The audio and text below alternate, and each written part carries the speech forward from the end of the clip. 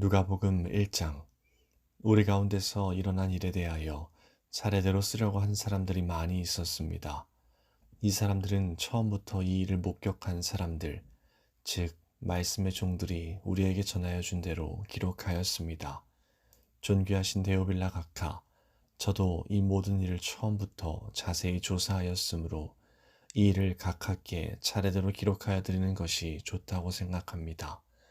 이는 이미 배우신 것들이 모두 사실이라는 것을 알게 하려는 것입니다. 유대왕 헤롯 시절에 아비야 조의 사가랴라고 하는 제사장이 한 사람 있었습니다. 그의 아내는 아론 가문의 딸로 이름은 엘리사벳이었습니다. 이들은 하나님 앞에서 의로운 사람이었습니다. 이들은 하나님의 모든 계명과 법도를 흠잡을 데 없을 정도로 잘 지켰습니다. 그런데 이들에게는 자식이 없었습니다. 엘리사벳은 임신할 수 없는 여자였고 두 사람 모두 너무 나이가 많았습니다. 사가랴가 자기 조의 차례가 되어서 하나님 앞에서 제사장으로 일하고 있을 때 제사장 임무를 맡은 관례를 따라 제비를 뽑았습니다. 사가랴가 주님의 성전에 들어가 향을 피우는 사람으로 뽑혔습니다. 분향 시간에 다른 사람들은 밖에서 기도를 하고 있었습니다. 그때 주님의 천사가 사가랴 앞에 나타나 분향하는 제단 오른쪽에 섰습니다. 사가랴는 천사를 보고 매우 놀라서 두려움에 휩싸였습니다. 천사가 그에게 말했습니다. 사가랴야, 두려워하지 마라. 내 기도를 하나님께서 들으셨다. 내 아내 엘리사벳이 아들을 가지게 될 것이다. 그의 이름을 요한이라고 하여라. 그 아들은 내게 기쁨과 즐거움이 될 것이다. 또한 많은 사람들이 그가 태어남을 즐거워할 것이다. 그 아들은 하나님 앞에서 큰 인물이 될 것이다. 그는 포도주와 술을 마시지 않으며 어머니 뱃속에 있을 때부터 성령으로 충만해질 것이다. 그는 이스라엘 자손들 중에서 많은 사람들을 주 하나님께로 돌아오게 할 것이다. 그는 엘리야의 심령과 능력을 가지고 주님보다 먼저 올 것이다. 그래서 아버지의 마음을 자녀에게로 향하게 하며 순종하지 않는 사람들을 의인의 지혜로 돌아서게 할 것이다. 그래서 사람들에게 주님을 맞을 준비를 하게 할 것이다. 사가랴가 천사에게 말하였습니다. 이 일이 일어날지 제가 어떻게 알겠습니까? 저는 늙었고 제 아내 또한 늙었습니다. 천사가 사가랴에게 대답하였습니다. 나는 하나님 앞에서 섬기고 있는 가브리엘이다. 하나님께서 이 기쁜 소식을 전하라고 나를 너에게 보내셨다. 들어라. 때가 되면 이루어질 내 말을 내가 믿지 않았으므로 이 일이 이루어질 때까지 너는 말을 하지 못하게 될 것이다. 사람들이 밖에서 사가랴를 기다리고 있었습니다. 사람들은 그가 성전에서 늦어지는 것을 이상하게 생각하였습니다.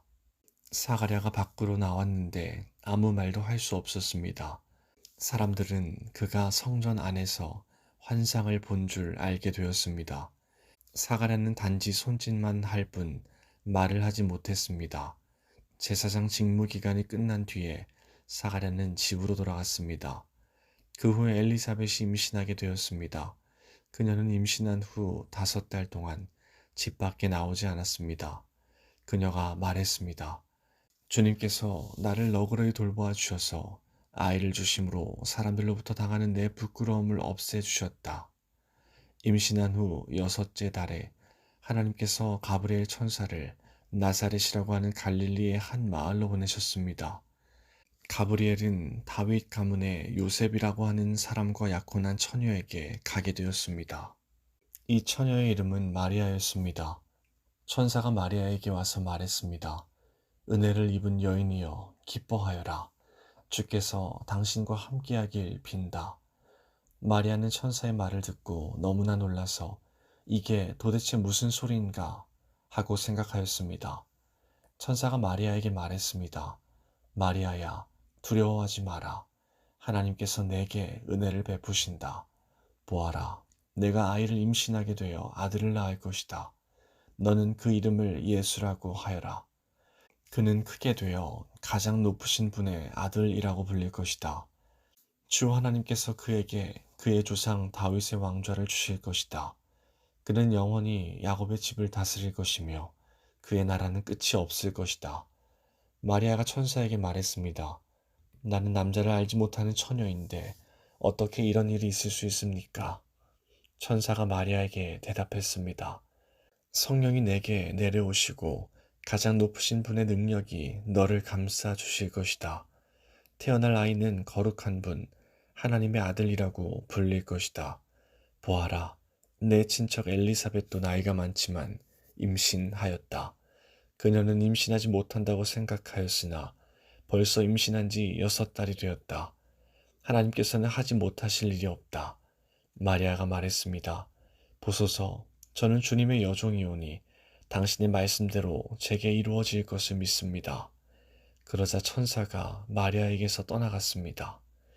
그 무렵에 마리아가 일어나 유대지방 산골에 있는 동네로 서둘러 갔습니다. 사가랴의 집으로 들어가서 엘리사벳에게 인사하였습니다.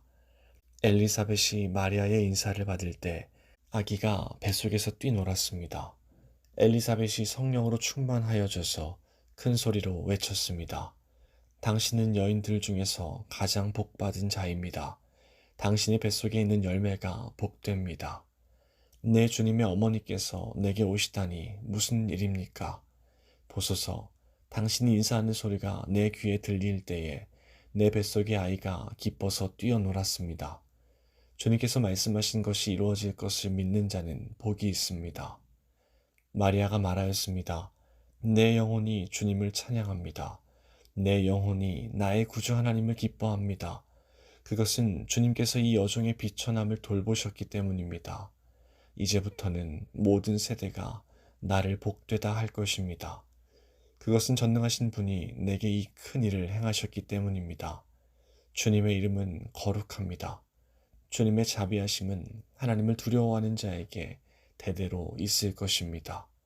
주님은 강한 팔로 권능을 행하시고 마음이 교만한 자를 흩으셨습니다. 하나님은 왕들을 왕좌로부터 끌어내리시고 낮고 천한 사람들을 높이셨습니다. 굶주린 사람들을 좋은 것으로 채우시고 부자를 빈손으로 돌려보내셨습니다. 주님은 자비를 기억하시며 주님의 종 이스라엘을 도우셨습니다. 우리 조상들에게 말씀하신 대로 아브라함과 그 자손들을 영원히 도우실 것입니다. 마리아는 엘리사벳과 함께 3달쯤 있다가 집으로 돌아갔습니다.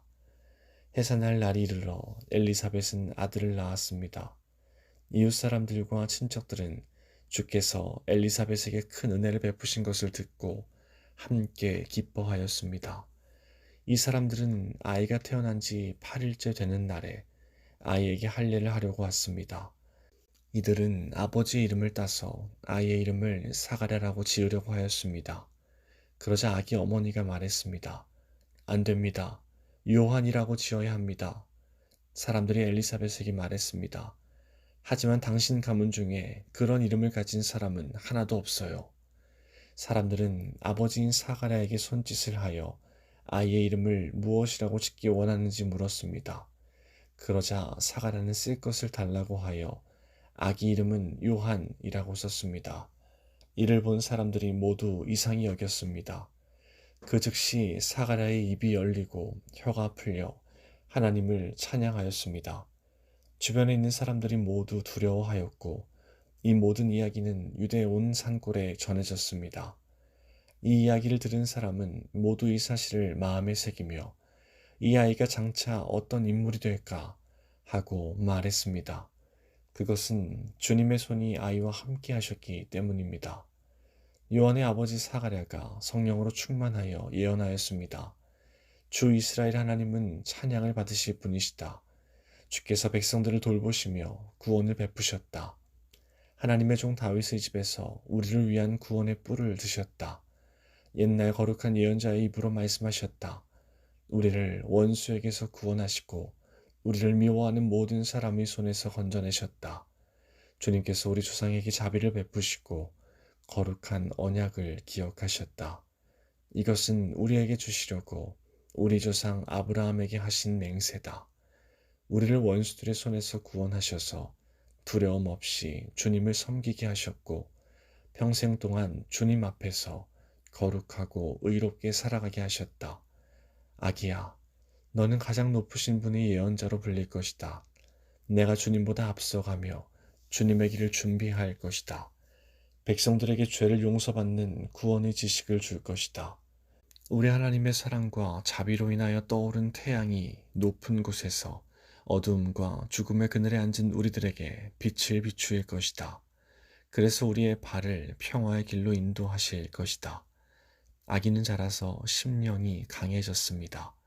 요한은 이스라엘 백성 앞에 나타나는 날까지 광야에서 살았습니다. 2장.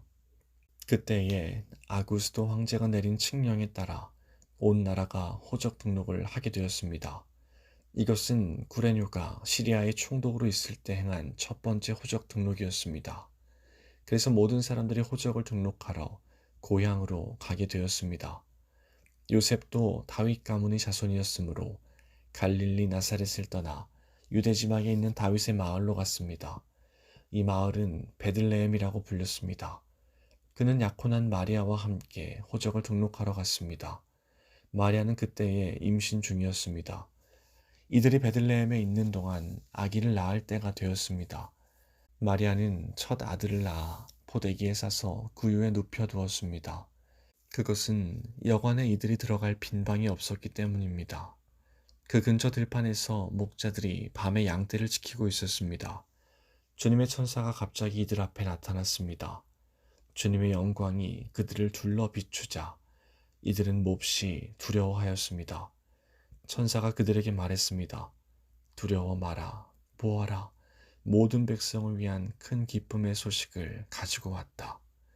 오늘 다윗의 마을에 너희를 위하여 구세주께서 태어나셨다. 그는 곧 그리스도 주님이시다. 포대기에 쌓여 구유에 누워있는 아기를 볼 것인데 이것이 너희에게 주는 증거이다. 갑자기 그 천사와 함께 많은 하늘 군대가 나타나 하나님을 찬양하였습니다. 높은 곳에서는 하나님께 영광, 땅에서는 하나님께서 기뻐하시는 사람들에게 평화. 천사들이 목자들에게서 떠나 하늘로 사라지자 목자들이 서로 말했습니다. 베들레헴으로 어서 가서 주께서 우리에게 알려주신 일이 일어났는지 확인합시다. 이들은 서둘러 가서 마리아와 요셉 그리고 구유에 누인 아기를 보았습니다. 목자들이 확인하고 이 아이에 대하여 자기들이 들은 것을 그들에게 이야기해 주었습니다. 목자들의 말을 듣고 사람들은 모두 놀랐습니다. 그러나 마리아는 이 모든 말을 마음속에 소중히 간직하였습니다. 목자들은 돌아가면서 천사들이 일러준 대로 자기들이 듣고 보았으므로 하나님께 영광을 돌리고 찬양을 드렸습니다. 태어난 지 8일째 되는 날에 아기는 할례를 받았고 그 이름을 예수라고 하였습니다. 이 이름은 아기가 뱃속에 있을 때에 천사가 일러준 것이었습니다. 모세의 율법에 따라 정결 예식을 치르는 때가 되었습니다. 마리아와 요셉은 예수님을 하나님께 드리려고 예루살렘으로 데리고 올라갔습니다. 이것은 주님의 율법에 다음과 같이 기록되어 있기 때문입니다. 첫 번째 태어나는 모든 남자 아이는 하나님께 거룩한 자로 불릴 것이다. 또 마리아와 요셉은 비둘기 2마리나 어린 집비둘기 2마리를 드려야 한다고 기록된 하나님의 율법에 따라 희생 제물을 바치려고 예루살렘에 올라간 것입니다. 예루살렘에 시므온이라는 한 사람이 있었습니다. 이 사람은 의롭고 경건한 사람으로서 하나님께서 이스라엘을 위로하실 때를 기다리고 있었습니다. 성령께서 이 사람과 함께 하셨습니다. 성령께서 시므온에게 주 그리스도를 보기 전에는 결코 죽지 않을 것이라는 계시를 주셨습니다. 시므온은 성령으로 충만해져서 성전으로 왔습니다. 마침 마리아와 요셉이 율법의 규정대로 행하기 위해 어린 예수님을 성전으로 데리고 왔습니다. 시므온이 아이를 팔에 안고 하나님께 찬양하였습니다. 주님, 이제 주님의 종을 주님의 말씀대로 평화롭게 떠날 수 있게 하셨습니다. 제 눈으로 주님의 구원하심을 보았습니다. 주님께서 이 구원을 모든 백성들 앞에 마련해 주셨습니다. 이는 이방 사람들에게는 계시의 빛이며 주님의 백성 이스라엘에게는 영광입니다. 예수님의 아버지와 어머니는 시몬이 예수님에 대하여 말하는 것을 듣고 매우 놀랐습니다. 시몬은 그들을 축복하고 아이의 어머니 마리아에게 말했습니다. 이 아이는 이스라엘의 많은 사람들을 넘어지게도 하고 일어서게도 할 것입니다. 또한 사람들의 비난을 받는 표적이 될 것입니다. 이 일 때문에 많은 사람들의 마음에 있는 생각이 드러날 것입니다. 그러나 당신의 마음은 칼로 쪼개듯이 아플 것입니다. 또 여자 예언자가 있었습니다. 이 사람은 아셀 지파의 바누엘의 딸인 안나였습니다. 그녀는 나이가 많았습니다. 결혼하고 7년 동안을 남편과 살았는데 그 후로 과부가 되어 84세가 되었습니다. 그동안 한 번도 성전을 떠나지 않고 밤낮으로 금식과 기도를 하여 하나님을 섬겼습니다. 바로 그때 그녀가 와서 하나님께 감사를 드리고 예루살렘의 구원을 기다리는 사람들에게 이 아이에 대해 이야기하였습니다. 아이는 주님의 율법에 따라 모든 일을 다 마치고 갈릴리에 있는 고향 나사렛으로 돌아왔습니다. 아이는 점점 자라고 튼튼해졌으며 지혜도 많아졌습니다. 하나님의 은혜가 아이와 함께하였습니다. 해마다 6월절이 되면 예수님의 부모는 예루살렘으로 올라갔습니다. 예수님이 12살이 되었을 때에도 6월절 관습에 따라 예루살렘으로 올라갔습니다. 6월절이 끝나고 집으로 돌아오는데 소년 예수님은 예루살렘에 남아 있었습니다. 하지만 부모들은 이 사실을 몰랐습니다.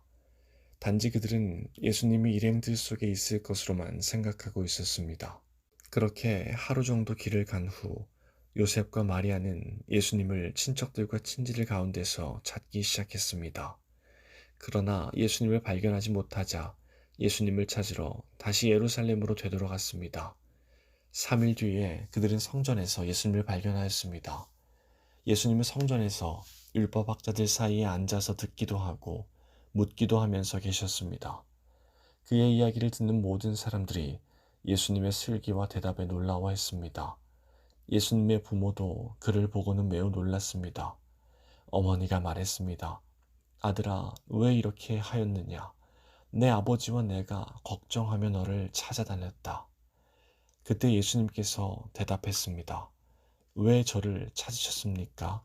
제가 아버지 집에 있어야 할 것을 모르셨습니까? 그러나 그들은 예수님이 하신 말씀을 이해하지 못했습니다. 예수님은 부모와 함께 나사렛으로 내려갔습니다. 그리고 부모에게 순종하였습니다. 마리아는 이 모든 일들을 마음속에 간직해 두었습니다. 예수님은 지혜와 키가 더욱 자랐고 하나님과 사람들로부터 사랑을 받았습니다. 3장 디베르 황제가 다스린 지 15년째 되던 해에 본디오 빌라도가 유대의 총독이었고 헤롯이 갈릴리의 분봉왕이었습니다. 또한 헤롯의 동생 빌립은 이두레와 드라고니 지방의 분봉왕이었고 루사니아는 아빌레네의 분봉왕이었습니다. 안나스와 가야바가 대제사장으로 있을 때에 하나님의 말씀이 광야에 있는 사가랴의 아들 요한에게 내렸습니다. 그는 요단 강가의 모든 지역으로 다니면서 죄를 용서받게 하려고 회개의 세례를 전파하였습니다.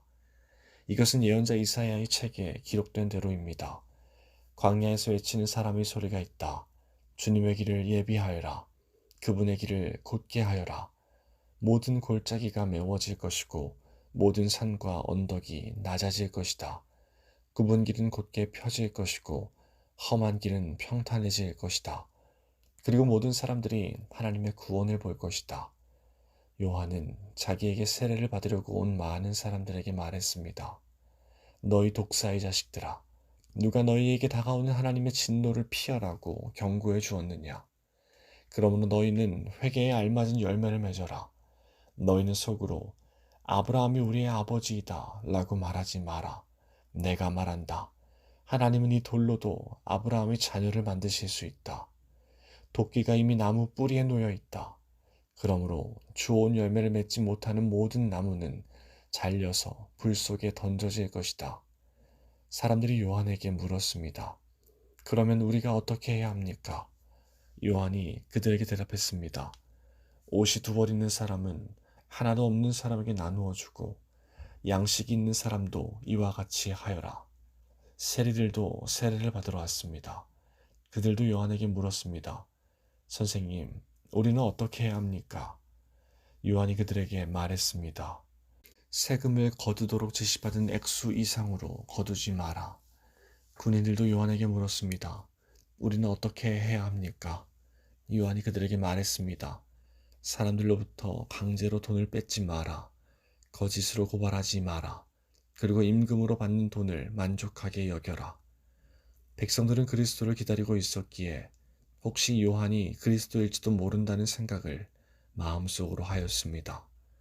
요한이 모든 사람들에게 대답하였습니다. 나는 물로 세례를 주지만 나보다 더 능력 있으신 분이 오실 것이다. 나는 그의 신발끈을 풀기에도 부족하다. 그는 너희에게 성령과 불로 세례를 주실 것이다. 타작마당을 깨끗게 하고 알곡을 곳간에 저장하기 위해 그분은 손에 키를 드셨다. 쭉정이는 꺼지지 않는 불에 태워버릴 것이다. 요한은 이외에도 많은 권면을 하면서 백성들에게 복음을 전파하였습니다.